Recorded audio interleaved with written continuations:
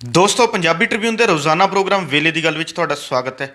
ਮੈਂ ਆਤਿਸ਼ ਗੁਪਤਾ ਤੁਹਾਡੇ ਸਾਹਮਣੇ ਹਾਜ਼ਰ ਹਾਂ ਤੇ ਅੱਜ ਅਸੀਂ ਗੱਲ ਕਰਾਂਗੇ ਪੰਜਾਬ ਚੋਣਾਂ ਲੇਖਾ ਮੰਗਣ ਦਾ ਮੌਕਾ। ਸਾਡੇ ਨਾਲ ਇਸ ਬਾਰੇ ਗੱਲਬਾਤ ਕਰਨ ਲਈ ਵਿਸ਼ੇਸ਼ ਤੌਰ ਤੇ ਹਾਜ਼ਰ ਨੇ ਸਾਡੇ ਸੀਨੀਅਰ ਪੱਤਰਕਾਰ ਸ਼੍ਰੀ ਚਰਨਜੀਤ ਭੁੱਲਰ ਸਾਹਿਬ। ਭੁੱਲਰ ਸਾਹਿਬ ਤੁਹਾਡਾ ਬਹੁਤ ਬਹੁਤ ਸਵਾਗਤ ਹੈ ਜੀ। ਮਿਹਰਬਾਨੀ ਜੀ ਤੁਹਾਡੀ। ਚਰਨਜੀਤ ਜੀ, ਪੰਜਾਬ ਵਿਧਾਨ ਸਭਾ ਚੋਣਾਂ ਨੂੰ ਬਹੁਤ ਥੋੜ੍ਹੇ ਦਿਨ ਰਹਿ ਚੁੱਕੇ ਨੇ। ਜੇਕਰ ਦੇਖੀਏ ਤਾਂ 20-22 ਦਿਨਾਂ ਦਾ ਹੀ ਕੁੱਲ ਸਮਾਂ ਜਿਹੜਾ ਬਾਕੀ ਹੈ ਤੇ ਨਾਮਜ਼ਦਗੀਆਂ ਦਾ ਦੌਰ ਚੱਲ ਰਿਹਾ, ਜੋ ਕਿ 1 ਫਰਵਰੀ ਨੂੰ ਨਾਮਜ਼ਦਗੀਆਂ ਦਾ ਕੰਮ ਵੀ ਖਤਮ ਹੋ ਜਾਵੇਗਾ। ਤੇ ਦੂਜੇ ਪਾਸੇ ਪੰਜਾਬ ਦੇ ਵਿੱਚ ਚੋਣ ਮੈਦਾਨ ਪੂਰੀ ਤਰ੍ਹਾਂ ਭਖ ਚੁੱਕਿਆ। ਵੱਖ-ਵੱਖ ਸਿਆਸੀ ਪਾਰਟੀਆਂ ਚੋਣ ਪ੍ਰਚਾਰ 'ਚ ਜੁਟੀਆਂ ਹੋਈਆਂ ਨੇ। ਜੇਕਰ ਦੇਖੀਏ ਤਾਂ ਪੰਜਾਬ ਦੇ ਪਿੰਡਾਂ ਕਸਬਿਆਂ ਦੇ ਵਿੱਚ ਲੋਕ ਵੀ ਸਿਆਸੀ ਆਗੂਆਂ ਨੂੰ ਕਈ ਤਰ੍ਹਾਂ ਦੇ ਸਵਾਲ ਪੁੱਛ ਰਹੇ ਨੇ, ਘੇਰ ਰਹੇ ਨੇ। ਤੇ ਇਸ ਤਰ੍ਹਾਂ ਦਾ ਜਿਹੜਾ ਹੈਗਾ ਪਹਿਲਾਂ ਵੀ ਇੱਕਾ ਦੁੱਕਾ ਘਟਨਾ ਸੂਬੇ ਦੇ ਵਿੱਚ ਦੇਖਣ ਨੂੰ ਮਿਲਦੀ ਸੀ, ਪਰ ਇਸ ਵਾਰ ਪੰਜਾਬ ਦੇ ਲੋਕਾਂ 'ਚ ਜਿਹੜਾ ਹੌਸਲਾ ਵਧਿਆ ਹੋਇਆ, ਉਹ ਸਾਰੇ ਸਿਆਸੀ ਆਗੂਆਂ ਨੂੰ ਘੇਰਦੇ ਦਿਖਾਈ ਦੇ ਰਹੇ ਨੇ। ਅਸੀਂ ਜਾਣਨਾ ਚਾਹਾਂਗੇ ਵੀ ਜਿਹੜਾ ਇਹ ਮਾਹੌਲ ਪੰਜਾਬ ਦੇ ਵਿੱਚ ਬਣਿਆ ਹੋਇਆ, ਇਹ ਸਾਰੇ ਮਾਹੌਲ ਨੂੰ ਤੁਸੀਂ ਕਿਵੇਂ ਦੇਖਦੇ ਹੋ? ਦੇਖੋ, ਜਮਹੂਰੀਅਤ ਦਾ ਜਿਹੜਾ ਆਧਾਰ ਜਾਂ ਕੇਂਦਰ ਬਿੰਦੂ ਹੈ, ਸੈਂਟਰਲ ਪੁਆਇੰਟ ਹੈ, ਉਹ ਹਮੇਸ਼ਾ ਚੋਣਾਂ ਰਹਿੰਦੀਆਂ ਨੇ। ਜੀ। ਪਰੰਤੂ ਲੋਕ ਰਾਜ ਦੇ ਵਿੱਚ ਜਿਹੜੀ ਪ੍ਰਤੀਬੱਧਤਾ ਔਰ ਜਿਹੜੀ ਜਵਾਬਦੇਹੀ ਹੈ, ਉਸ ਦੀ ਵੀ ਹੁੰਦੀ ਹੈ। ਚੋਣ ਚਾਹੇ ਕੋਈ ਛੋਟੀ ਹੋਵੇ ਚਾਹੇ ਕੋਈ ਵੱਡੀ ਹੋਵੇ, ਉਹਦਾ ਜਿਹੜਾ ਸੰਚਾਲਕ ਧੁਰਾ ਹੈ ਉਹ ਪੋਲੀਟੀਕਲ ਪਾਰਟੀਆਂ ਬਣਦੀਆਂ ਨੇ।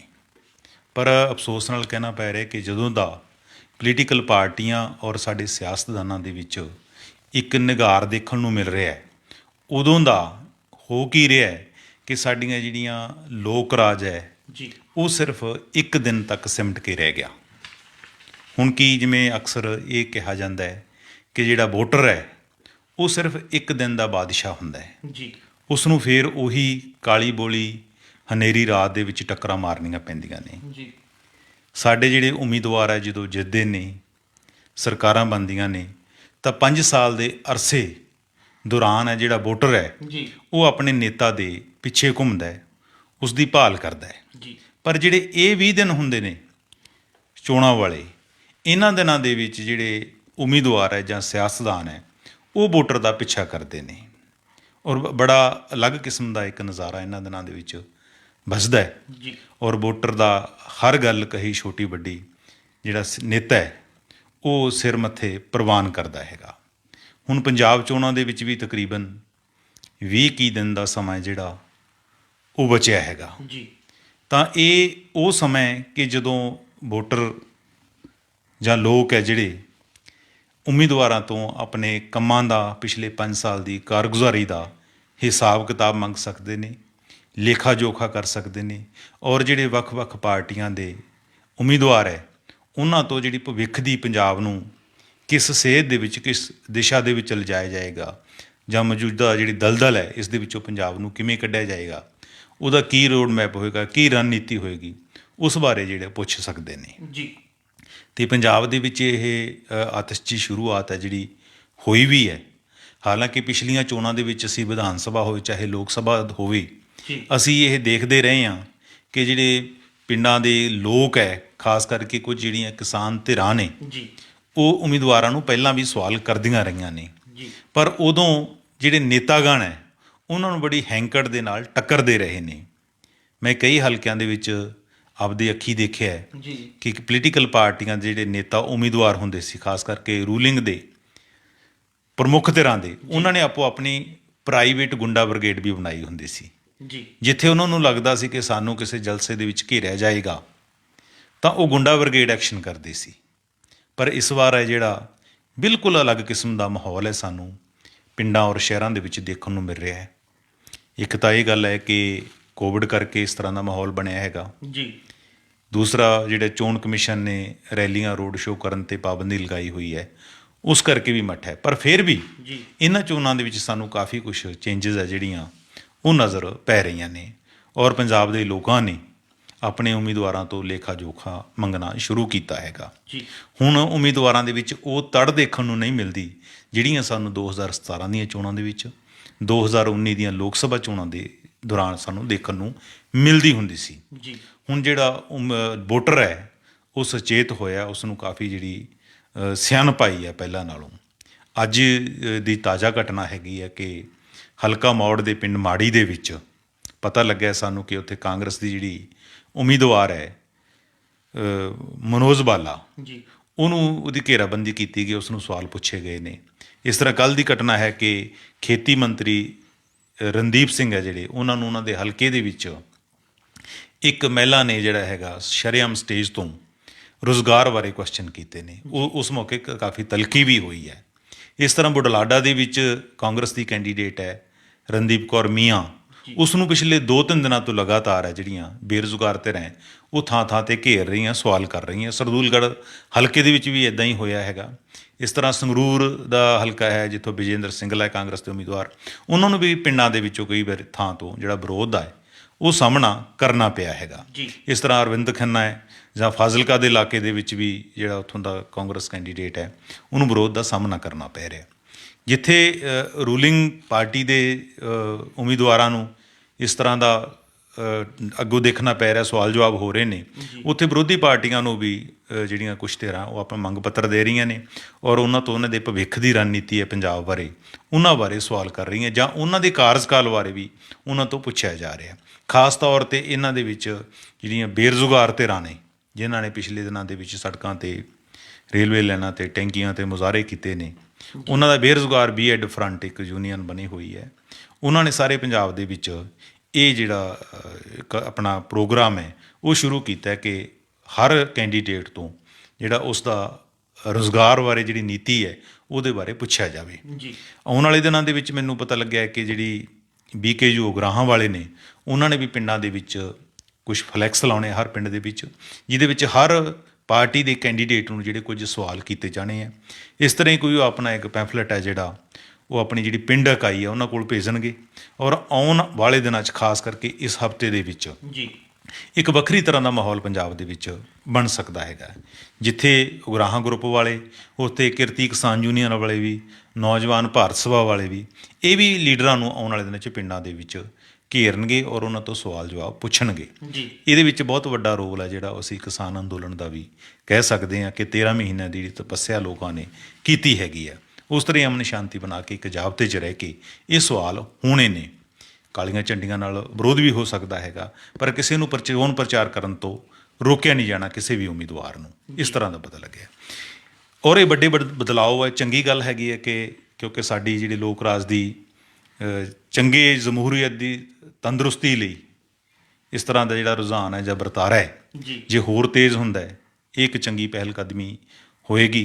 ਕਿਉਂਕਿ ਇਹਨਾਂ ਚੋਣਾਂ ਦੇ ਵਿੱਚ ਕਾਫੀ ਕੁਛ ਹੈ ਜਿਹੜਾ ਉਹ ਬੇਪਰਦ ਹੋਇਆ। ਜਿਸ ਤਰ੍ਹਾਂ ਅਸੀਂ ਕਹਿੰਦੇ ਸੀ, ਲੋਕ ਕਿਸੇ ਵੇਲੇ ਮੰਨਦੇ ਸੀ ਕਿ ਜਿਹੜੇ ਸਿਆਸਤਦਾਨ ਹੈ ਉਹ ਸਾਡੇ ਸਿਆਸੀ ਰਹਿਬਰ ਨੇ ਜਾਂ ਉਹਨਾਂ ਨੂੰ ਇੱਕ ਮਾਡਲ ਦੇ ਤੌਰ 'ਤੇ ਦੇਖਦੇ ਸੀ। ਪਰ ਪੰਜਾਬ ਚੋਣਾਂ ਦੇ ਵਿੱਚ ਜਿਹੜਾ ਹੁਣ ਕੜਮੱਸ ਪਿਆ ਹੈ ਜਾਂ ਸੱਤਾ ਦੀ ਹਾਸਲ ਕਰਨ ਲਈ ਜਾਂ ਸੱਤਾ ਪ੍ਰਾਪਤੀ ਲਈ ਜਿਸ ਤਰ੍ਹਾਂ ਜਿਹੜੇ ਲੀਡਰ ਤਰਲੋ ਮੱਛੀ ਹੋਏ ਨੇ, ਉਹਨਾਂ ਨੂੰ ਦੇਖਦੇ ਜਿਹੜੇ ਸਾਡੇ ਉਹਨਾਂ 'ਤੇ ਸਵਾਲੀਆ ਨਿਸ਼ਾਨ ਲੱਗੇ ਨੇ। ਹੁਣ ਜਿਹੜੇ ਸਾਡੇ ਨੇਤਾ ਜਿਹੜੇ ਉਹ ਲੋਕਾਂ ਦੇ ਮਾਡਲ ਨਹੀਂ ਰਹੇ ਪਹਿਲਾਂ ਦੀ ਤਰ੍ਹਾਂ, ਜਿਸ ਤਰ੍ਹਾਂ ਪਹਿਲਾਂ ਦੇਖਦੇ ਸੀ।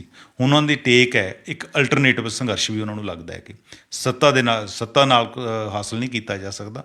ਇਸ ਤੋਂ ਇਲਾਵਾ ਸਾਡੇ ਕੋਲ ਇੱਕ ਬਦਲਾ ਜਿਹੜਾ ਸੰਘਰਸ਼ ਦਾ ਵੀ ਹੈਗਾ। ਹੁਣ ਪਹਿਲੀ ਜਿਹੜੇ ਰਿਗਾਰਡ ਹੁੰਦਾ ਸੀ ਨੇਤਾ ਪ੍ਰਤੀ, ਇੱਕ ਰਿਗਾਰਡ ਹੁੰਦਾ ਸੀ, ਕਿਸੇ ਵੀ ਪਿੰਡ 'ਚ ਇੱਕ ਪਾਰਟੀ ਦਾ ਆਗੂ ਜਾਂਦਾ ਸੀਗਾ ਤਾਂ ਲੋਕ ਝੁਰਮਟ ਪਾ ਕੇ ਇਕੱਠੇ ਹੋ ਜਾਂਦੇ ਸੀ। ਹੁਣ ਚਾਹੇ ਬੇਸ਼ੱਕ ਉਹਦੇ ਵਿੱਚ ਪਾਰਟੀ ਦੇ ਜਿਹੜੇ ਵਰਕਰ ਜ਼ਿਆਦਾ ਹੁੰਦੇ ਸੀ, ਉਹਨਾਂ ਵਿੱਚ ਆਮ ਲੋਕ ਵੀ ਹੁੰਦੇ ਸੀ, ਪਰ ਹੁਣ ਜੋ ਮੈਂ ਫੀਲਡ ਦੇ ਵਿੱਚੋਂ ਪਤਾ ਲੱਗਿਆ ਸਾਨੂੰ ਕਾਫੀ ਹੁਣ ਚੇਂਜਸ ਸਾਨੂੰ ਦੇਖਣ ਨੂੰ ਮਿਲ ਰਹੀਆਂ। ਹੁਣ ਲੋਕ ਜਦੋਂ ਕੋਈ ਨੇਤਾ ਜਾਂਦਾ ਉਹਦੇ ਝੁਰਮਟ ਨਹੀਂ ਪਾਉਂਦੇ, ਇਕੱਠੇ ਨਹੀਂ ਹੁੰਦੇ, ਜਾਂ ਉਹਨਾਂ ਦਾ ਰਿਗਾਰਡ ਨਹੀਂ ਉਹਨਾਂ ਪ੍ਰਤੀ ਜਿਹੜੀ ਬੇਇਤਬਾਰੀ ਹੈ ਲੋਕਾਂ ਦੀ ਲੀਡਰਾਂ ਪ੍ਰਤੀ, ਉਹ ਕਾਫੀ ਹੱਦ ਤੱਕ ਉਸ ਦੇ ਵਿੱਚ ਇਜ਼ਾਫਾ ਹੋਇਆ। ਕਿਉਂਕਿ ਉਹਨਾਂ ਨੇ ਦੇਖ ਲਿਆ ਕਿ ਅੱਜ ਜਿਹੜਾ ਸੁਬਾਹ ਕੋਈ ਨੇਤਾ BJP ਨਾਲ ਸੀ ਜਾਂ ਸੁਬਾਹ ਅਕਾਲੀ ਦਲ ਦੇ ਨਾਲ ਸੀ, ਉਹ BJP 'ਚ ਚਲਾ ਗਿਆ, BJP ਵਾਲਾ ਬਸਪਾ ਦੇ ਵਿੱਚ ਚਲਾ ਗਿਆ, ਬਸਪਾ ਵਾਲਾ ਕਾਂਗਰਸ ਦੇ ਵਿੱਚ ਚਲਾ ਗਿਆ, ਆਜ਼ਾਦ ਹੈ ਜਿਹੜਾ ਦੂਸਰੀਆਂ ਪਾਰਟੀਆਂ 'ਚ ਚਲਾ ਗਿਆ। ਕਿ ਕਿਸ ਤਰ੍ਹਾਂ ਉਹਨਾਂ ਨੇ ਟਿਕਟਾਂ ਹਾਸਲ ਕਰਨ ਦੇ ਲਈ ਟਪੂਸੀਆਂ ਮਾਰੀਆਂ ਨੇ ਦਿਨਾਂ ਦੇ ਵਿੱਚ, ਇੱਕ ਦਿਨ ਦੇ ਵਿੱਚ 2-2 ਪਾਰਟੀਆਂ ਜਿਹੜੀਆਂ ਉਹਨਾਂ ਨੇ ਬਦਲੀਆਂ ਨੇ। ਇਹਦੇ ਨਾਲ ਇੱਕ ਜਿਹੜਾ ਕੈਂਡੀਡੇਟ ਦਾ ਰਿਗਾਰਡ ਸੀ ਜਾਂ ਸਿਆਸਤਦਾਨਾਂ ਦਾ ਰਿਗਾਰਡ ਸੀ ਲੋਕਾਂ ਦੇ ਮਨਾਂ ਦੇ ਵਿੱਚ, ਚਾਹੇ ਪਹਿਲਾਂ ਵੀ ਘੱਟ ਸੀ, ਪਰ ਹੁਣ ਨੰਗੇ ਚਿੱਟੇ ਰੂਪ ਦੇ ਵਿੱਚ ਬਾਹਰ ਆ ਗਿਆ ਲੋਕਾਂ ਦਾ। ਇਹ ਬਹੁਤ ਵੱਡਾ ਫਰਕ ਪਿਆ। ਆਤਿਸ਼ ਜੀ, ਕੋਈ ਸਮਾਂ ਸੀ ਕਿ ਇਹ ਲੋਕ ਜਿਹੜੇ ਪਿੰਡਾਂ ਦੇ ਵਿੱਚ ਖਾਸ ਕਰਕੇ ਆਪਾਂ 4-5 ਸਾਲ ਪਿਛਾਂਹ ਚੱਲੀਏ ਦੇਖੀਏ ਤਾਂ ਲੀਡਰਾਂ ਨੂੰ ਆਪਣੇ ਵਿਆਹਾਂ 'ਤੇ ਸਪੈਸ਼ਲ ਸੱਦ ਕੇ ਇੱਕ ਮਾਣ ਮਹਿਸੂਸ ਕਰਦੇ ਸੀ। ਪਰ ਹੁਣ ਸਰਦੀਆਂ 'ਚ ਵਿਆਹ ਕਾਫੀ ਹੁੰਦੇ ਨੇ ਤਾਂ ਇਸ ਵਾਰ ਇਹ ਰੁਝਾਨ ਕਾਫੀ ਘੱਟ ਦੇਖਣ ਨੂੰ ਮਿਲ ਰਿਹਾ ਹੈਗਾ। ਜੀ। ਹੁਣ ਜਦੋਂ ਲੀਡਰ ਪਿੰਡਾਂ ਦੇ ਵਿੱਚ ਜਾਂਦਾ ਉਹ ਪਹਿਲਾਂ ਪਿੰਡ ਦੀ ਰਿਪੋਰਟ ਲੈਂਦਾ ਹੈ ਕਿ ਮੇਰਾ ਕੋਈ ਕਿਸੇ ਕਿਸਮ ਦਾ ਵਿਰੋਧ ਤਾਂ ਨਹੀਂ ਹੋਏਗਾ। ਔਰ ਇੱਕ ਨਵਾਂ ਵਰਤਾਰਾ ਇਹ ਵੀ ਹੈਗਾ ਆਤਿਸ਼ ਕਿ ਲੋਕ ਪਹਿਲਾਂ ਨੇਤਾਗਣ ਸੀ ਜਿਹੜੇ ਉਮੀਦਵਾਰ ਸੀ ਉਹ ਸੱਥਾਂ ਦੇ ਵਿੱਚ ਜਾਂ ਜਨਤਕ ਥਾਵਾਂ 'ਤੇ ਆਪਣੇ ਜਲਸੇ ਜਲੂਸ ਕਰਦੇ ਸੀ। ਜੀ। ਚਾਹੇ ਆਪਾਂ ਇਹਨੂੰ ਕੋਵਿਡ ਦਾ ਬਹਾਨਾ ਕਹਿ ਲਈਏ ਕਿ ਉਹਦਾ ਕਰਕੇ ਨਹੀਂ ਕਰਦੇ, ਪਰ ਹੁਣ ਸਾਰੇ ਹੀ ਪ੍ਰੋਗਰਾਮ ਹੈ ਜਿਹੜੇ ਉਹ ਆਪੋ ਆਪਣੀ ਪਾਰਟੀਆਂ ਦੇ ਜਿਹੜੇ ਵਰਕਰ ਹੈ ਜਾਂ ਪਿੰਡ ਦੇ ਆਗੂ ਹੈ ਉਹਨਾਂ ਦੇ ਘਰਾਂ ਦੇ ਵਿੱਚ ਹੋ ਰਹੇ ਨੇ। ਜੀ। ਇਹ ਨਵੀਆਂ ਚੇਂਜਸ ਸਾਨੂੰ ਸਾਡੇ ਸਾਹਮਣੇ ਆਈਆਂ ਨੇ ਜਿਹੜੀਆਂ ਪਹਿਲਾਂ ਚੋਣਾਂ ਦੇ ਵਿੱਚ ਸਾਨੂੰ ਕਦੇ ਨਜ਼ਰ ਨਹੀਂ ਸੀ ਪਈਆਂ। ਜੀ। ਚਰਨਜੀਤ ਜੀ, ਐਤਕੀ ਚੋਣਾਂ ਦੀ ਗੱਲ ਕਰ ਰਹੇ ਹਾਂ ਤਾਂ ਚੋਣਾਂ ਕਾਫੀ ਗੱਲਾਂ ਤੋਂ ਨਿਰਾਲੀ ਦਿਖਾਈ ਦੇ ਰਹੀਆਂ ਨੇ ਵੀ ਕਿ ਜਿਵੇਂ ਤੁਸੀਂ ਗੱਲ ਕਰਕੇ ਹਟੇ ਉਮੀਦਵਾਰਾਂ ਦੀ ਟਿਕਟਾਂ ਪਿੱਛੇ ਭੱਜਣ ਦੀ, ਵੀ ਕਿ ਇਸ ਵਾਰ ਵੱਖ-ਵੱਖ ਪਾਰਟੀਆਂ ਦੇ ਉਮੀਦਵਾਰ ਟਿਕਟਾਂ ਪਿੱਛੇ ਉਹਨਾਂ ਨੇ ਜਿੰਨੇ ਵੀ ਅਸੂਲ ਸੀ ਉਹਨਾਂ ਨੂੰ ਛਿੱਕੇ ਟੰਗ ਦਿੱਤਾ। ਤੇ ਅਸੀਂ ਜਾਣਨਾ ਚਾਹਾਂਗੇ ਵੀ ਕਿ ਸਿਆਸਤ ਦੇ ਵਿੱਚ ਜਿਹੜਾ ਇਹ ਮੋੜਾ ਨਵਾਂ ਆ ਰਿਹਾ ਹੈ ਇਹ ਸਿਆਸਤ ਨੂੰ ਕਿਸ ਪਾਸੇ ਲੈ ਕੇ ਜਾ ਰਿਹਾ? ਦੇਖੋ, ਪੋਲੀਟਿਕਸ ਦੇ ਵਿੱਚ ਆਤਿਸ਼ ਜੀ ਆਪਾਂ ਕਹੀਏ ਕੋਈ ਅਖਲਾਕ, ਜਜ਼ਬਾਤ ਜਾਂ ਇੱਜ਼ਤ ਦੀ ਅਣਖ ਦੀ ਕੋਈ ਗੱਲ ਰਹਿ ਗਈ ਹੈ ਜੀ। ਤਾਂ ਆਪਣੀ ਗਲਤਫਹਿਮੀ ਹੋਏਗੀ। ਕਿਉਂਕਿ ਜਦੋਂ ਤੋਂ ਕੋਈ ਵਕਤ ਸੀਗਾ ਕਿ ਜਦੋਂ ਅਸੀਂ ਇਸ ਨੂੰ ਇੱਕ ਮਿਸ਼ਨ ਦੇ ਤੌਰ 'ਤੇ ਲੈਂਦੇ ਸੀਗੇ, ਜੀ। ਲੋਕ ਸੰਘਰਸ਼ਾਂ ਦੇ ਵਿੱਚੋਂ ਜਿਹੜੇ ਨੇਤਾ ਨਿਕਲਦੇ ਸੀਗੇ ਤੇ ਹੁਣ ਪੋਲੀਟੀਸ਼ੀਅਨਾਂ ਦੇ ਘਰਾਂ ਦੇ ਵਿੱਚੋਂ ਨੇਤਾ ਨਿਕਲਦੇ ਨੇ। ਜੀ। ਇਹ ਬਹੁਤ ਵੱਡਾ ਬਦਲਾਅ ਸਾਨੂੰ ਦੇਖਣ ਮਿਲ ਰਿਹਾ। ਖਾਸ ਕਰਕੇ ਜਿਹੜੀ ਪੋਲੀਟਿਕਸ ਹੈ ਹੁਣ ਉਹ ਡਾਇਰੈਕਟਲੀ ਜਿਹੜੀ ਇੱਕ ਬਿਜ਼ਨਸ ਦੇ ਨਾਲ ਜੁੜ ਗਈ ਹੈਗੀ ਹੈ। ਹਰ ਪੋਲੀਟੀਸ਼ੀਅਨ ਇਸੇ ਕਰਕੇ ਤਰਲੋ ਮੱਛੀ ਹੋ ਰਿਹਾ। ਅੱਜ ਸਾਨੂੰ ਲੱਗਦਾ ਕਿ ਟਿਕਟ ਮਿਲੀ ਕਿ ਉਹਨਾਂ ਦੇ ਜਿਹੜੇ ਬਿਜ਼ਨਸ ਇੰਟਰਸਟ ਨੇ ਜੀ। ਉਹਨਾਂ ਨੂੰ ਲੱਗਦਾ ਕਿ ਪੋਲੀਟਿਕਸ ਦੇ ਜ਼ਰੀਏ ਅਸੀਂ ਆਪਣੇ ਜਿਹੜੇ ਬਿਜ਼ਨਸ ਹਿੱਤ ਨੇ ਉਹਨਾਂ ਨੂੰ ਸਿਕਿਉਰ ਰੱਖ ਸਕਦੇ ਹਾਂ, ਉਹਨਾਂ ਨੂੰ ਕਾਇਮ ਰੱਖ ਸਕਦੇ ਹਾਂ। ਇਸੇ ਕਰਕੇ ਮਾਰੋ ਮਾਰੀ ਹੋ ਰਹੀ ਹੈ ਚਾਰੇ ਪਾਸੇ। ਜਿਹੜੀ ਕਿਸੇ ਪਾਸੇ ਸਾਨੂੰ ਕੋਈ ਆਈਡੀਓਲੋਜੀ ਨਹੀਂ ਦਿਖ ਰਹੀ, ਅਸੂਲ ਨਹੀਂ ਦਿਖ ਰਹੀ, ਕੋਈ ਪਾਲਿਸੀ ਨਹੀਂ ਦਿਖ ਰਹੀ। ਅੱਜ ਹੀ ਪਤਾ ਲੱਗਿਆ ਕਿ ਜਿਹੜੀ ਪੰਜਾਬ ਲੋਕ ਕਾਂਗਰਸ ਹੈ, ਕੈਪਟਨ ਅਮਰਿੰਦਰ ਸਿੰਘ ਵਾਲੀ ਪਾਰਟੀ, ਜੀ। ਉਹਨਾਂ ਦੇ 6 ਉਮੀਦਵਾਰਾਂ ਨੇ ਜਿਹੜੇ ਮਾਝੇ ਤੇ ਦੁਆਬੇ 'ਚੋਂ ਦੁਆਬੇ ਔਰ ਮਾਲਵੇ 'ਚੋਂ ਚੋਣ ਲੜ ਰਹੇ ਸੀ, ਜੀ। ਉਹਨਾਂ ਨੇ ਇਸ ਗੱਲ ਤੋਂ ਇਨਕਾਰ ਕਰਦਾ ਕਿ ਅਸੀਂ ਉਹਨਾਂ ਦੇ ਜਿਹੜੇ ਚੋਣ ਨਿਸ਼ਾਨ ਤੋਂ ਚੋਣ ਨਹੀਂ ਲੜਾਂਗੇ। ਅਸੀਂ ਜਿਹੜਾ ਸਾਨੂੰ ਕਮਲ ਦਾ ਫੁੱਲ ਚਾਹੀਦਾ, ਭਾਜਪਾ ਵਾਲਾ ਚੋਣ ਨਿਸ਼ਾਨ। ਜੀ। ਉਹਨਾਂ ਦਾ ਮਤਲਬ ਕੀ ਹੈਗਾ ਕਿ ਪਹਿਲਾਂ ਉਹੀ ਲੋਕ ਕਾਂਗਰਸ ਦੇ ਵਿੱਚੋਂ ਕੈਪਟਨ ਅਮਰਿੰਦਰ ਸਿੰਘ ਨਾਲ ਚਲੇ ਗਏ। ਬਿਲਕੁਲ। ਉਦੋਂ ਉਹਨਾਂ ਦੀ ਕੋਈ ਵਿਚਾਰਧਾਰਾ ਨਹੀਂ ਆੜੇ ਆਈ। ਹੁਣ ਜਦੋਂ ਕੈਪਟਨ ਅਮਰਿੰਦਰ ਸਿੰਘ ਦੀ ਪਾਰਟੀ ਦੇ ਨਾਲ ਖੜ ਗਏ ਨੇ ਤਾਂ ਹੁਣ ਉਹ ਕਹਿੰਦੇ ਕਿ ਜੇ ਸਾਨੂੰ ਲੱਗਦਾ ਕਿ ਕਮਲ ਦੇ ਫੁੱਲ ਤੇ ਅਸੀਂ ਜਿੱਤ ਸਕਦੇ ਹਾਂ ਤਾਂ ਉਸ ਪਾਸੇ ਰਾਹ 'ਚ। ਇਹਦਾ ਮਤਲਬ ਕਿ ਉਹਨਾਂ ਦੀ ਆਪ ਦੀ ਤਾਂ ਕੋਈ ਨਿੱਜੀ ਸੋਚ ਨਹੀਂ ਰਹੀ ਕੋਈ ਪਾਰਟੀ ਦੀ। ਬਿਲਕੁਲ। ਉਹਨਾਂ ਨੂੰ ਤਾਂ ਇੱਕ ਸੱਤਾ ਹੈ ਜਿਹੜੀ ਉਹ ਚਾਹੀਦੀ ਹੈਗੀ ਹੈ। ਜੀ। ਮਦਨ ਮੋਹਨ ਮਿੱਤਲ ਹੁਣ ਤੱਕ ਪਾਰਟੀ ਨਾਲ ਖੜੇ ਰਹੇ, ਪੁਰਾਣੇ ਉਹਨਾਂ ਦੇ ਪ੍ਰਧਾਨ ਵੀ ਰਹੇ ਤੇ ਹੁਣ ਜਾ ਕੇ ਉਹਨਾਂ ਨੇ ਸ਼੍ਰੋਮਣੀ ਅਕਾਲੀ ਦਲ ਦਾ ਪੱਲਾ ਫੜ ਲਿਆ। ਸ਼੍ਰੋਮਣੀ ਅਕਾਲੀ ਦਲ 'ਚੋਂ ਟਿਕਟ ਨਹੀਂ ਮਿਲਦੀ, ਕਿਸੇ ਨੂੰ ਬਸਪਾ 'ਚ ਜਾ ਕੇ ਟਿਕਟ ਲੈ ਹਾਸਲ ਕਰ ਲੈਂਦਾ ਹੈ। ਜੀ। ਕਾਂਗਰਸ ਦੇ ਵਿੱਚ ਵੀ ਦੇਖੇ ਆਪਣਾ ਫਤਿਹ ਜੰਗ ਬਾਜਵਾ ਹੈ, ਉਹਨਾਂ ਨੂੰ ਲੱਗਿਆ ਕਿ ਮੈਨੂੰ ਬਟਾਲੇ ਤੋਂ ਟਿਕਟ ਨਹੀਂ ਮਿਲੇਗੀ ਇੱਧਰੋਂ ਕਾਦੀਆਂ ਤੋਂ, ਤੇ ਉਹਨਾਂ ਨੇ ਜਾ ਕੇ ਭਾਜਪਾ ਦਾ ਪੱਲਾ ਫੜ ਲਿਆ। ਰਾਣਾ ਸੋਢੀ ਜੀ ਨੂੰ ਲੱਗਿਆ ਕਿ ਟਿਕਟ ਨਾ ਕੱਟੀ ਜਾਵੇ, ਉਹ ਭਾਜਪਾ ਦੇ ਚਲੇ ਗਏ ਨੇ। ਜੀ। ਬੜੀ ਵੱਡੀ ਪੱਧਰ ਤੇ ਦਲ ਬਦਲੀਆਂ ਹੋਈਆਂ। ਤਕਰੀਬਨ ਅਸੀਂ ਇੱਕ ਹਿਸਾਬ ਕਿਤਾਬ ਮੋਟਾ ਜਿਹਾ ਲਾਇਆ ਹੈਗਾ ਜਿਹਦੇ ਵਿੱਚ ਤਕਰੀਬਨ 100 ਕੈਂਡੀਡੇਟ ਅਜਿਹੇ ਨੇ ਕਿ ਜਿਹੜੇ ਦਲ ਬਦਲ ਕੇ ਚੋਣ ਮੈਦਾਨ ਦੇ ਵਿੱਚ ਡਟੇ ਹੋਏ ਨੇ ਕਿਸੇ ਨਾ ਕਿਸੇ ਪਾਰਟੀ ਵੱਲੋਂ। ਇਹਦੇ ਵਿੱਚ ਸਾਰੀਆਂ ਪਾਰਟੀਆਂ ਦਾ ਕਿਰਦਾਰ ਇੱਕੋ ਹੈ, ਚਾਹੇ ਉਹ ਅਕਾਲੀ ਦਲ ਕਰ ਲਓ ਤੁਸੀਂ, ਚਾਹੇ ਤੁਸੀਂ ਭਾਜਪਾ ਲੈ ਲਓ ਤੇ ਚਾਹੇ ਤੁਸੀਂ ਆਮ ਆਦਮੀ ਪਾਰਟੀ ਲੈ ਲਓ। ਆਮ ਆਦਮੀ ਪਾਰਟੀ ਦੇ ਵਿੱਚ ਵੀ 32-33 ਕੈਂਡੀਡੇਟ ਇੱਦਾਂ ਦੇ ਨੇ ਜਿਹੜੇ ਕਿ ਅਕਾਲੀ ਦਲ ਜਾਂ ਕਾਂਗਰਸ ਦੇ ਵਿੱਚੋਂ ਦੂਸਰੀਆਂ ਪਾਰਟੀਆਂ 'ਚੋਂ ਆਏ ਹੋਏ ਨੇ, ਬਿਲਕੁਲ ਘੁੰਮ ਫਿਰਿਆ ਕੇ ਆਏ ਨੇ। ਦੂਸਰਾ ਇਸ ਵਾਰ ਸਭ ਤੋਂ ਵੱਡਾ ਵਰਤਾਰਾ ਸਾਨੂੰ ਦਲ ਬਦਲੀ ਤੋਂ ਇਲਾਵਾ ਪਰਿਵਾਰਵਾਦ ਦਾ ਵੀ ਦੇਖਣ ਨੂੰ ਮਿਲਿਆ। ਖਾਸ ਕਰਕੇ ਕਾਂਗਰਸ ਨੇ ਤਾਂ ਬਿਲਕੁਲ ਹੀ ਇਸ ਮਾਮਲੇ 'ਚ ਸ਼ਰਮ ਹੀ ਲਾ ਲਈ ਹੈ।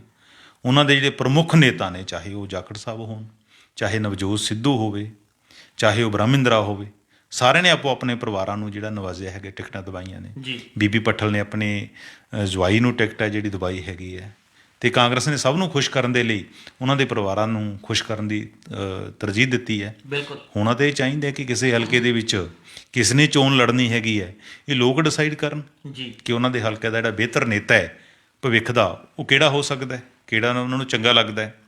ਪਰ ਡਿਸਾਈਡ ਪਾਰਟੀਆਂ ਕਰਦੀਆਂ ਨੇ। ਇਸ ਕਿਸਮ ਦਾ ਸਾਡਾ ਪੋਲੀਟੀਕਲ ਸਿਸਟਮ ਹੈ ਜਾਂ ਤਾਣਾ ਬਾਣਾ ਹੈਗਾ। ਜੀ। ਤਾਂ ਪਰਿਵਾਰਵਾਦ ਬਹੁਤ, ਜਿਨ੍ਹਾਂ ਨੂੰ ਟਿਕਟਾਂ ਨਹੀਂ ਮਿਲੀਆਂ ਉਹ ਵੀ ਉਹਨਾਂ ਨੇ ਇੰਡੀਪੈਂਡੈਂਟ, ਸਾਡੇ ਕੋਲ ਰਾਣਾ ਗੁਰਜੀਤ ਦੀ ਐਗਜ਼ਾਮਪਲ, ਉਹਨਾਂ ਨੇ ਆਪਣੇ ਬੇਟੇ ਨੂੰ ਸੁਲਤਾਨਪੁਰ ਲੋਧੀ ਤੋਂ ਉਤਾਰ ਦਿੱਤਾ। ਬਿਲਕੁਲ। ਤ੍ਰਿਪਤ ਰਾਜਿੰਦਰ ਬਾਜਵਾ ਵੀ ਆਪਣੇ ਬੇਟੇ ਲਈ ਮੰਗ ਰਹੇ, ਹੋ ਸਕਦਾ ਉਹ ਵੀ ਦੇਸ਼ ਸਵੇਰ ਹੈ ਜਿਹੜੇ ਉੱਧਰ ਬਟਾਲੇ ਤੋਂ ਉਤਾਰ ਦੇਣ। ਮਤਲਬ ਇੱਕ ਟਿਕਟ ਨਹੀਂ ਗੱਡੀ ਚੱਲ ਰਹੀ ਹੁਣ, ਬਲਕਿ ਉਹ ਚਾਹੁੰਦੇ ਕਿ ਇੱਕੋ ਪਰਿਵਾਰ ਦੇ ਵਿੱਚ 2-2 ਟਿਕਟਾਂ ਮਿਲਣ ਸਾਨੂੰ। ਜੀ। ਸ਼੍ਰੋਮਣੀ ਅਕਾਲੀ ਦਲ ਦੇ ਵਿੱਚ ਹੀ ਜਥੇਦਾਰ ਤੋਤਾ ਸਿੰਘ ਦੀ ਗੱਲ ਕਰ ਲਓ ਤੁਸੀਂ, ਉਹਨਾਂ ਨੇ ਆਪਣੇ ਬੇਟੇ ਨੂੰ ਉਤਾਰਿਆ। ਬਾਦਲ ਫੈਮਿਲੀ ਦੇਖ ਲਓ ਪਹਿਲਾਂ, ਜੀ। ਉਹਨਾਂ ਦੇ ਵੀ ਰਿਸ਼ਤੇਦਾਰ ਇੱਕੋ ਟਾਈਮ ਉਤਰੇ ਹੋਏ ਨੇ 3-3 4-4। ਇਸ ਤਰ੍ਹਾਂ ਹੀ ਚੰਦੂ ਮਾਜਰਾ ਸਾਹਿਬ ਆਪ ਵੀ ਚੋਣ ਲੜ ਰਹੇ ਨੇ, ਬੇਟਾ ਵੀ ਲੜ ਰਿਹਾ। ਜੀ। ਇਸ ਕਿਸਮ ਦੀ ਰਹਿੰਦੀ ਖੁੰਦੀ ਕਸਰ ਹੈ ਜਿਹੜੀ ਪਿਛਲੇ ਦਿਨਾਂ 'ਚ ਖਾਸ ਕਰਕੇ ਜਦੋਂ ਤੋਂ ਅੰਮ੍ਰਿਤਸਰ ਤੋਂ ਚੋਣ ਲੜਨ ਦੀ ਗੱਲ ਕੀਤੀ ਹੈ ਨਵਜੋਤ ਸਿੱਧੂ ਦੇ ਖਿਲਾਫ, ਇਹਨਾਂ ਨੇ ਤੁਹਾਡੇ ਮਜੀਠੀਆ ਸਾਹਿਬ ਨੇ ਇਲਜ਼ਾਮਬਾਜ਼ੀ ਦੀ ਹਰ ਚੋਣਾਂ ਦੇ ਵਿੱਚ ਠੀਕ ਹੈ, ਘਟੀਆ ਕਿਸਮ ਦੀ ਪੱਧਰ ਤੱਕ ਜਿਹੜੇ ਨੇਤਾ ਲੋਕ ਹੈ ਇੱਕ ਦੂਜੇ ਨੂੰ ਨੀਵਾਂ ਦਿਖਾਉਣ ਦੇ ਲਈ ਚਲੇ ਜਾਂਦੇ ਨੇ, ਪਰ ਕਿਸੇ ਦੇ ਨਿੱਜੀ ਮਸਲਿਆਂ ਨੂੰ, ਕਿਉਂਕਿ ਸਾਡਾ ਜਿਸ ਤਰ੍ਹਾਂ ਦੀ ਪੰਜਾਬੀ ਸਾਡੀ ਸੁਸਾਇਟੀ ਹੈ, ਹਰ ਘਰ ਦੇ ਵਿੱਚ ਦੁਫਾੜ ਹੈ, ਕਿਤੇ ਨਾ ਕੋਈ ਫੈਮਿਲੀ ਜਿਹੜੀਆਂ ਪ੍ਰੋਬਲਮ ਚੱਲਦੀਆਂ ਹੈਗੀਆਂ ਨੇ, ਬਿਲਕੁਲ, ਪਰ ਅਸੀਂ ਉਸਨੂੰ ਜਨਤਕ ਤੌਰ 'ਤੇ ਸਾਨੂੰ ਗੱਲ ਕਰਨੀ ਚਾਹੀਦੀ। ਪੋਲੀਟਿਕਸ ਦੇ ਵਿੱਚ ਪੋਲੀਟਿਕਸ ਵਾਂਗੂ ਵਿਚਰਨਾ ਚਾਹੀਦਾ, ਸਾਨੂੰ ਏਜੰਡੇ ਦੀ, ਉਸਦੇ ਅਸੂਲਾਂ ਦੀ, ਉਸਦੇ ਪ੍ਰੋਗਰਾਮ ਪਾਲਿਸੀਆਂ ਦੀ ਗੱਲ ਕਰਨੀ ਚਾਹੀਦੀ ਹੈ। ਅਤੇ ਮਜੀਠੀਆ ਸਾਹਿਬ ਨੇ ਜਿਸ ਤਰ੍ਹਾਂ ਦੂਸਰੀਆਂ ਉਹਦੇ ਸਿਸਟਰ ਸਾਹਮਣੇ ਆਏ ਨੇ, ਕਹਿੰਦੇ ਕਿ ਸੁਮਨ ਤੂਰ ਕਿ ਮੈਂ ਨਵਜੋਤ ਸਿੱਧੂ ਦੀ ਸਿਸਟਰ ਹਾਂ, ਅਤੇ ਉਹਦਾ ਜਵਾਬ ਵੀ ਦਿੱਤਾ ਹੈ ਕਿ ਨਵਜੋਤ ਸਿੱਧੂ ਨੇ ਅੱਜ ਕੱਲ੍ਹ ਜਦੋਂ ਕਾਗਜ਼ ਦਾਖਲ ਕੀਤੇ ਨੇ, ਬਿਲਕੁਲ, ਅਤੇ ਨਵਜੋਤ ਸਿੱਧੂ ਦੀ ਭਾਸ਼ਾ 'ਤੇ ਵੀ ਤਰ੍ਹਾਂ ਦੀਆਂ ਜਿਹੜੀਆਂ ਉਂਗਲਾਂ ਕਈ ਵਾਰੀ ਉੱਠਦੀਆਂ ਨੇ ਕਿ ਉਹ ਵੀ ਨੀਵੇਂ ਪੱਧਰ 'ਤੇ ਆ ਜਾਂਦੇ। ਭਗਵੰਤ ਮਾਨ 'ਤੇ ਕਿਸ ਤਰ੍ਹਾਂ ਦੇ ਇਲਜ਼ਾਮਬਾਜ਼ੀ ਲਾਈ ਜਾਂਦੀ ਹੈਗੀ ਹੈ, ਉਹ ਕੈਪਟਨ ਸਾਹਿਬ 'ਤੇ ਨਹੀਂ ਕਦੇ ਲਾਈ ਜਾਂਦੀ ਸੀਗੀ। ਤਾਂ ਇਸ ਤਰ੍ਹਾਂ ਨੀਵੇਂ ਪੱਧਰ ਦੀ ਜਿਹੜੀ ਇਲਜ਼ਾਮਬਾਜ਼ੀ ਹੈ ਉਹ ਵੀ ਦੂਸ਼ਣਬਾਜ਼ੀ ਹੈ ਜਿਹੜੀ ਸਾਨੂੰ ਇਹਨਾਂ ਚੋਣਾਂ ਦੇ ਵਿੱਚ ਦੇਖਣ ਨੂੰ ਮਿਲ ਰਹੀ ਹੈ। ਸਭ ਤੋਂ ਵੱਡਾ ਜਿਹੜਾ ਸੱਟ ਵੱਜੀ ਹੈ, ਢਾਹ ਵੱਜੀ ਲੱਗੀ ਹੈਗੀ ਹੈ, ਉਹ ਸਾਡੇ ਪੋਲੀਟੀਸ਼ੀਅਨਾਂ ਦੇ ਕਿਰਦਾਰ ਨੂੰ ਲੱਗੀ ਹੈ, ਉਹਨਾਂ ਦੇ ਚਰਿੱਤਰ ਨੂੰ ਲੱਗੀ ਹੈ। ਉਹ ਹੁਣ ਕਿਤੇ ਵੀ ਸਟੈਂਡ ਨਹੀਂ ਕਰਦੇ ਲੋਕਾਂ ਦੀਆਂ ਨਜ਼ਰਾਂ ਦੇ ਵਿੱਚ। ਇਹ ਵੱਖਰੀ ਗੱਲ ਹੈ ਕਿ ਇਹਨਾਂ ਦਿਨਾਂ ਦੇ ਵਿੱਚ ਉਹ ਫੀਲਡ ਦੇ ਵਿੱਚ ਵੋਟਾਂ ਮੰਗ ਰਹੇ ਨੇ। ਜੀ ਚਰਨਜੀਤ ਜੀ, ਜਦੋਂ ਗੱਲ ਕਰਦੇ ਹਾਂ ਪੰਜਾਬ ਦੀ 117 ਵਿਧਾਨ ਸਭਾ ਹਲਕਿਆਂ ਦੀ, ਵੈਸੇ ਤਾਂ 117 ਸੀ ਜਿਹੜੇ ਨੇ ਸਿੰਘ ਫਸੇ ਹੋਏ ਨੇ, ਪਰ ਜਿਵੇਂ ਕੁਝ ਗੱਲ ਕਰੀਏ ਅੰਮ੍ਰਿਤਸਰ ਪੂਰਬੀ ਦੀ ਸੀਟ ਹੈ ਜਿੱਥੇ ਨਵਜੋਤ ਸਿੰਘ ਸਿੱਧੂ ਦੇ ਖਿਲਾਫ ਬਿਕਰਮ ਸਿੰਘ ਮਜੀਠੀਆ ਜਿਹੜੇ ਨੇ ਉਹ ਚੋਣ ਲੜ ਰਹੇ ਨੇ, ਜਿੱਥੇ ਕਿ ਚੋਣ ਬੜੀ ਦਿਲਚਸਪ ਬਣ ਚੁੱਕੀ ਹੈ। ਅਸੀਂ ਜਾਣਨਾ ਚਾਹਾਂਗੇ ਪੰਜਾਬ 'ਚ ਇਹੋ ਜਿਹੇ ਹੋਰ ਕਿਹੜੇ ਹਲਕੇ ਨੇ ਜਿੱਥੇ ਇਸ ਤਰ੍ਹਾਂ ਦਾ ਮੁਕਾਬਲਾ ਜਿਹੜਾ ਹੈ ਦੇਖਣ ਨੂੰ ਮਿਲ ਰਿਹਾ? ਦੇਖੋ, ਲੋਕਾਂ ਨੂੰ ਤਾਂ ਇਹ ਲੱਗਦਾ ਹੈਗਾ ਕਿ ਸਭ ਤੋਂ ਜਿਹੜੀ ਇੰਟਰਸਟਿੰਗ ਚੋਣ ਹੈ ਉਹ ਅੰਮ੍ਰਿਤਸਰ ਈਸਟ ਤੋਂ ਹੀ ਹੋਏਗੀ, ਜਿੱਥੋਂ ਨਵਜੋਤ ਸਿੰਘ ਸਿੱਧੂ ਅਤੇ ਤੁਹਾਡੇ ਬਿਕਰਮ ਸਿੰਘ ਮਜੀਠੀਆ ਆਮੋ ਸਾਹਮਣੇ ਨੇ ਜੀ। ਪਰ ਇਹ ਤੋਂ ਇਲਾਵਾ ਹੋਰ ਵੀ ਤਕਰੀਬਨ ਮੈਂ 1.5 ਦਰਜਨ ਹਲਕੇ ਇਹੋ ਜਿਹੇ ਸਮਝਦਾ ਕਿ ਜਿੱਥੇ ਬਹੁਤ ਦਿਲਚਸਪ ਮੁਕਾਬਲੇ ਹੋਣੇ ਨੇ, ਜਿੱਥੋਂ ਦੀਆਂ ਚੋਣਾਂ ਉੱਥੋਂ ਦੇ ਉਮੀਦਵਾਰਾਂ ਲਈ ਬਕਾਰੀ ਹੋਣਗੀਆਂ। ਇਸ ਵਾਰ ਚੋਣਾਂ ਦੇ ਵਿੱਚ ਇਹ ਵੀ ਸਾਨੂੰ ਆਤਿਸ਼ਜੀ ਦੇਖਣ ਨੂੰ ਮਿਲੇਗਾ ਕਿ ਪਹਿਲਾਂ ਤਾਂ ਬਹੁਤ ਸਾਰੇ ਜਿਹੜੇ ਪੋਲੀਟੀਸ਼ੀਅਨ ਹੈ, ਕੈਂਡੀਡੇਟ ਹੈ, ਇੱਕ ਦੂਸਰੇ ਨੂੰ ਹਰਾਉਣ 'ਤੇ ਬੜੀ ਵਾਹ ਲਾਉਂਦੇ ਸੀ। ਇਸ ਵਾਰ ਹਰ ਪੋਲੀਟੀਸ਼ੀਅਨ ਦੀ ਇਸ ਕਿਸਮ ਦੀ ਹਾਲਤ ਬਣੀ ਵੀ ਹੈ, ਉਹਨਾਂ ਦਾ ਆਪਣਾ ਬਕਾਰ ਹੈ ਜਿਹੜਾ ਦਾਅ 'ਤੇ ਲੱਗਿਆ ਹੋਇਆ। ਉੱਧਰੋਂ ਆਪਾਂ ਜੇ ਸ਼ੁਰੂਆਤ ਕਰੀਏ ਦੀ ਲੰਬੀ ਤੋਂ, ਉੱਥੇ ਗੁਰਮੀਤ ਸਿੰਘ ਖੁੱਡੀਆਂ ਐਤਕੀ ਪ੍ਰਕਾਸ਼ ਸਿੰਘ ਬਾਦਲ ਦੇ ਮੁਕਾਬਲੇ 'ਚ ਖੜੇ ਨੇ। ਜਗਪਾਲ ਸਿੰਘ ਅਬਲ ਖੁਰਾਨਾ ਉਹਨਾਂ ਦੀ ਫੈਮਿਲੀ ਪਹਿਲਾਂ ਉੱਥੋਂ ਚੋਣ ਲੜਦੀ ਰਹੀ ਹੈਗੀ ਹੈ। ਗੁਰਮੀਤ ਸਿੰਘ ਖੁੱਡੀਆਂ ਦਾ ਚੰਗਾ ਪੁਰਾਣਾ ਲੋਕ ਆਧਾਰ ਹੈ ਉਸ ਇਲਾਕੇ ਦੇ ਵਿੱਚ ਬਣਿਆ ਹੋਇਆ, ਸਾਫ਼ ਅਕਸ਼ੈ ਉਹਨਾਂ ਦੇ ਪਿਤਾ ਜੀ ਦਾ ਵੀ, ਜਗਦੇਵ ਸਿੰਘ ਖੁੱਡੀਆਂ ਹੋਰਾਂ ਦਾ ਵੀ ਸੀ। ਉਹਨਾਂ ਦਾ ਚਰਿੱਤਰ ਹੈ ਅੱਛਾ, ਇੱਕ ਪੋਲੀਟੀਕਲ ਪਰਿਵਾਰ 'ਚੋਂ ਆਉਂਦੇ ਨੇ, ਸਧਾਰਨ ਪਰਿਵਾਰ 'ਚੋਂ ਆਉਂਦੇ ਨੇ। ਆਮ ਆਦਮੀ ਪਾਰਟੀ ਦੇ ਉਮੀਦਵਾਰ ਨੇ। ਜਗਪਾਲ ਸਿੰਘ ਜੀ ਕਾਂਗਰਸ ਦੇ ਉਮੀਦਵਾਰ ਹੈ। ਪਹਿਲਾਂ ਉੱਥੇ ਗੁਰਨਾਮ ਸਿੰਘ ਅਬਲ ਖੁਰਾਨਾ ਜੀ ਹੁੰਦੇ ਸੀ, ਇੱਕ ਵਾਰ MLA ਚੁਣੇ ਗਏ। ਉੱਥੇ ਇੰਟਰਸਟਿੰਗ ਮੁਕਾਬਲਾ ਹੋਏਗਾ ਇਸ ਵਾਰ। ਇਸ ਤਰ੍ਹਾਂ ਹੀ ਤੁਹਾਡੇ ਗਿੱਦੜਬਾਹਾ 'ਚ ਰਾਜਾ ਵੜਿੰਗ ਅਤੇ ਉਹਨਾਂ ਦੇ ਜਿਹੜੇ ਵਿਰੋਧੀ ਨੇ ਡਿੰਪੀ ਢਿੱਲੋਂ, ਸ਼੍ਰੋਮਣੀ ਅਕਾਲੀ ਦਲ ਦੇ ਉਮੀਦਵਾਰ, ਉਹਨਾਂ ਦੇ ਵਿੱਚ ਨਿੱਜੀ ਜਿਹੜੀ ਟਸਲ ਹੈ ਪਿਛਲੇ ਕਾਫੀ ਟਾਈਮ ਤੋਂ ਬਣੀ ਹੋਈ ਹੈ, ਉਹ ਦੋਨਾਂ ਲਈ ਬਕਾਰੀ ਸੀਟ ਬਣੀ ਹੋਈ ਹੈ। ਇਸ ਤਰ੍ਹਾਂ ਗਾਇਕ ਹੈ ਸਿੱਧੂ ਮੂਸੇਵਾਲਾ, ਮਾਨਸਾ ਤੋਂ ਖੜ੍ਹਾ ਹੈ, ਉਹਨੂੰ ਵੀ ਲੱਗਦਾ ਕਿ ਉਹ ਇੱਕ ਵੱਡਾ ਚਿਹਰਾ ਹੈਗਾ, ਲੋਕ ਗਾਇਕ ਨੇ, ਕਿ ਉਹ ਜਿੱਤਦੇ ਨੇ ਨਹੀਂ ਜਿੱਤਦੇ ਨੇ। ਉੱਥੋਂ ਵੀ ਉਹਨਾਂ ਨੂੰ ਆਮ ਆਦਮੀ ਪਾਰਟੀ ਹੈ ਜਿਹੜੀ ਵੱਡੀ ਟੱਕਰ ਦੇ ਰਹੀ ਹੈ। ਅਤੇ ਬਹੁਤ ਸਾਰੇ ਹਲਕੇ ਜਿਵੇਂ ਪਟਿਆਲਾ ਹੈਗਾ, ਇਸ ਵਾਰ ਅਮਰਿੰਦਰ ਤੁਹਾਡਾ ਦਾ ਸ਼ਹਿਰ ਹੈ, ਪਟਿਆਲਾ ਸ਼ਹਿਰੀ ਤੋਂ ਅਮਰਿੰਦਰ ਸਿੰਘ ਨੇ ਤਾਂ ਕਹਿਤਾ ਚੋਣ ਲੜਨ, ਕਾਂਗਰਸ ਨੇ ਜੋ ਉਮੀਦਵਾਰ ਐਲਾਨ ਕਰਨਾ ਉੱਥੇ, ਉਹ ਵੀ ਬੜੀ ਇੰਟਰਸਟਿੰਗ ਚੋਣ ਹੋਏਗੀ। ਇਸ ਤਰ੍ਹਾਂ ਡੇਰਾ ਬਾਬਾ ਨਾਨਕ ਵਾਲੀ, ਜਿੱਥੋਂ ਸੁਖਜਿੰਦਰ ਸਿੰਘ ਰੰਧਾਵਾ ਜਿਹੜੇ ਉਹ ਚੋਣ ਲੜ ਰਹੇ ਨੇ, ਉਹ ਵੀ ਬੜੀ ਇੰਟਰਸਟਿੰਗ ਹੋਊਗੀ। ਮੋਗੇ ਵਾਲੀ ਸੀਟ ਹੈ ਜਿਹੜੀ ਮਾਲਵਿਕਾ ਸੂਦ ਹੈ ਜਿਹੜੀ, ਉਹ ਚੋਣ ਲੜ ਰਹੀ ਹੈ। ਇਸ ਤਰ੍ਹਾਂ ਦੀਆਂ ਬਹੁਤ ਸਾਰੀਆਂ ਸੀਟਾਂ, ਮੋਹਾਲੀ ਵਾਲੀ ਜਿੱਥੇ ਬੜੇ ਧਨਾੜਾਂ ਦੇ ਵਿੱਚ ਟੱਕਰ ਹੈ, ਬਲਵੀਰ ਸਿੰਘ ਸਿੱਧੂ ਨੇ, ਉਹਨਾਂ ਦੇ ਸਾਹਮਣੇ ਜਿਹੜੇ ਕੁਲਵੰਤ ਸਿੰਘ ਨੇ ਜਿਹੜੇ ਆਮ ਆਦਮੀ ਪਾਰਟੀ ਸ਼ਾਮਲ ਹੋਏ ਨੇ, ਉਹ ਉਮੀਦਵਾਰ ਨੇ। ਇਸ ਤਰ੍ਹਾਂ ਚੰਨੀ ਦੇ ਬ੍ਰਦਰ ਜੇ ਉੱਥੋਂ ਲੜਦੇ ਨੇ ਚੋਣ ਬਸੀ ਪਠਾਣੇ ਤੋਂ, ਉਹ ਵੀ ਦਿਲਚਸਪ ਹੋਏਗੀ। ਬਹੁਤ ਸਾਰੇ ਹਲਕੇ ਨੇ ਜਿੱਥੋਂ ਚੋਣਾਂ ਲੋਕਾਂ ਦਾ ਜਿਹੜਾ ਨਜ਼ਰਾਂ ਲੱਗੀਆਂ ਹੋਣਗੀਆਂ, ਅਤੇ ਆਉਣ ਵਾਲੇ ਦਿਨਾਂ 'ਚ ਤੇ ਅਸੀਂ ਹੋਰ ਵੀ ਖੁਲਾਸੇ ਕਰਾਂਗੇ। ਜੀ ਇੱਕ ਚਰਨਜੀਤ ਜੀ, ਹੁਣ ਗੱਲ ਅੱਜ ਦੀ ਗੱਲ ਕਰੀਏ ਤਾਂ ਅਰਵਿੰਦ ਕੇਜਰੀਵਾਲ ਜੋ ਕਿ ਦਿੱਲੀ ਦੇ ਮੁੱਖ ਮੰਤਰੀ ਵੀ ਨੇ, ਉਹ ਅੱਜ ਪੰਜਾਬ ਦੇ ਵਿੱਚ ਆਏ ਹੋਏ ਨੇ, ਅਤੇ ਭਗਵੰਤ ਮਾਨ ਉਹਨਾਂ ਦੇ ਨਾਲ ਸੀ, ਜਿਨ੍ਹਾਂ ਨੇ ਅੱਜ ਵੱਡਾ ਐਲਾਨ ਕੀਤਾ ਵੀ ਕਿ ਜੇਕਰ ਪੰਜਾਬ ਦੇ ਵਿੱਚ ਉਹਨਾਂ ਦੀ ਸਰਕਾਰ ਬਣਦੀ ਹੈ ਤਾਂ ਉਹ ਸਾਰੇ ਸਰਕਾਰੀ ਦਫ਼ਤਰਾਂ 'ਚ ਸ਼ਹੀਦ ਭਗਤ ਸਿੰਘ ਦੀ, ਬਾਬਾ ਭੀਮ ਰਾਓ ਅੰਬੇਦਕਰ ਦੀ ਜਿਹੜੀ ਤਸਵੀਰਾਂ ਲਗਾਉਣਗੇ। ਉਹਨਾਂ ਦੇ ਇਸ ਐਲਾਨ ਨੂੰ ਤੁਸੀਂ ਕਿਵੇਂ ਦੇਖੋਗੇ? ਦੇਖੋ ਆਤਿਸ਼ ਜੀ, ਇਹ ਪਹਿਲੀ ਵਾਰ ਤਾਂ ਕੋਈ ਤਸਵੀਰਾਂ ਦਾ ਇੱਦਾਂ ਦਾ ਐਲਾਨ ਨਹੀਂ ਹੋਇਆ ਜੀ। ਆਜ਼ਾਦੀ ਤੋਂ ਬਾਅਦ ਜਿਹੜੀ ਸਰਕਾਰੀ ਦਫ਼ਤਰਾਂ ਦੇ ਵਿੱਚ ਜਦੋਂ ਤੋਂ ਲੋਕ ਰਾਜੀ ਸਰਕਾਰਾਂ ਬਣਨ ਲੱਗੀਆਂ ਨੇ, ਸਾਨੂੰ ਮਹਾਤਮਾ ਗਾਂਧੀ ਦੀ ਰਾਸ਼ਟਰਪਿਤਾ ਦੀ ਤਸਵੀਰ ਹੈ ਉਹ ਨਜ਼ਰ ਪੈਂਦੀ ਰਹੀ ਹੈ। ਉਸ ਤੋਂ ਬਾਅਦ ਸਾਡੇ ਕੋਲ ਪ੍ਰਾਈਮ ਮਿਨਿਸਟਰ, ਰਾਸ਼ਟਰਪਤੀ ਦੀਆਂ ਤਸਵੀਰਾਂ ਜਿਹੜੀਆਂ ਲੱਗਦੀਆਂ ਨੇ, ਸਟੇਟਾਂ ਦੇ ਵਿੱਚ ਮੁੱਖ ਮੰਤਰੀ ਦਾ, ਗਵਰਨਰ ਦੀਆਂ ਤਸਵੀਰਾਂ ਲੱਗਦੀਆਂ ਰਹੀਆਂ ਨੇ। ਅਤੇ ਅੱਜ ਜਿਹੜਾ ਆਮ ਆਦਮੀ ਪਾਰਟੀ ਨੇ ਕਿਹਾ ਕਿ ਜੇ ਉਹਨਾਂ ਦੀ ਸਰਕਾਰ ਬਣਦੀ ਹੈ ਤਾਂ ਅਸੀਂ ਸਰਕਾਰੀ ਦਫ਼ਤਰਾਂ ਦੇ ਵਿੱਚ ਮੁੱਖ ਮੰਤਰੀ ਦੀ ਤਸਵੀਰ ਲਗਾਉਣ ਦੀ ਥਾਂ ਅਸੀਂ ਸ਼ਹੀਦ ਆਜ਼ਮ ਭਗਤ ਸਿੰਘ ਦੀ ਤਸਵੀਰ ਔਰ ਭੀਮ ਰਾਓ ਅੰਬੇਦਕਰ ਦੀ ਤਸਵੀਰ ਹੈ ਜਿਹੜੀ ਲਾਵਾਂਗੇ, ਤਾਂ ਕਿ ਲੋਕ ਉਹਨਾਂ ਤੋਂ, ਆਉਣ ਜਾਣ ਵਾਲੇ ਲੋਕ ਹੈ, ਉਹਨਾਂ ਤੋਂ ਪ੍ਰੇਰਨਾ ਲੈ ਸਕਣ। ਇਸ ਤਰ੍ਹਾਂ ਦੀ ਉਹਨਾਂ ਨੇ ਗੱਲ ਕਹੀ ਹੈ। ਆਮ ਆਦਮੀ ਪਾਰਟੀ ਦਾ ਇੱਕ ਚੰਗਾ ਫੈਸਲਾ ਇਹ ਚੰਗੀ ਗੱਲ ਹੈਗੀ ਹੈ ਕਿ ਕੋਈ ਵਿਅਕਤੀ ਵਿਸ਼ੇਸ਼ ਦੀ ਥਾਂ ਸਾਡੇ ਜਿਹੜੇ ਮਾਡਲ ਨੇ, ਸੁਸਾਇਟੀ ਦੇ ਅਸਲੀ ਮਾਡਲ ਨੇ, ਜਿਨ੍ਹਾਂ ਨੇ ਸੰਵਿਧਾਨ ਬਣਾਇਆ ਸਾਡੇ ਭੀਮ ਰਾਓ ਅੰਬੇਦਕਰ ਹੋਰਾਂ ਨੇ, ਉਹਨਾਂ ਨੂੰ ਇੰਨੀ ਮਾਨਤਾ ਦੇਣ ਦੇ ਵਜੋਂ ਇਹ ਐਲਾਨ ਕੀਤਾ ਹੈਗਾ।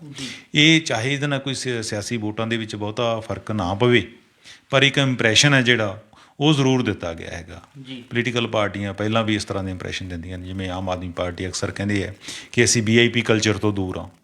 ਪਰ ਜੇ ਆਪਾਂ ਪ੍ਰੈਕਟੀਕਲੀ ਦੇਖਣਾ ਹੋਵੇ ਤਾਂ 2017 ਦੀਆਂ ਚੋਣਾਂ ਅਤੇ 2021 ਦੀਆਂ ਚੋਣਾਂ ਨੂੰ, ਆਪਾਂ 22 ਦੀਆਂ ਚੋਣਾਂ ਨੂੰ ਦੇਖੀਏ ਤਾਂ ਉਦੋਂ ਮੈਂ ਦੇਖਦਾ ਰਿਹਾ ਕਿ ਜਦੋਂ ਵੀ ਕੇਜਰੀਵਾਲ ਪੰਜਾਬ ਆਉਂਦਾ ਸੀ ਤਾਂ ਉਹ ਸਰਕਟ ਹਾਊਸ ਠਹਿਰਦੇ ਸੀ।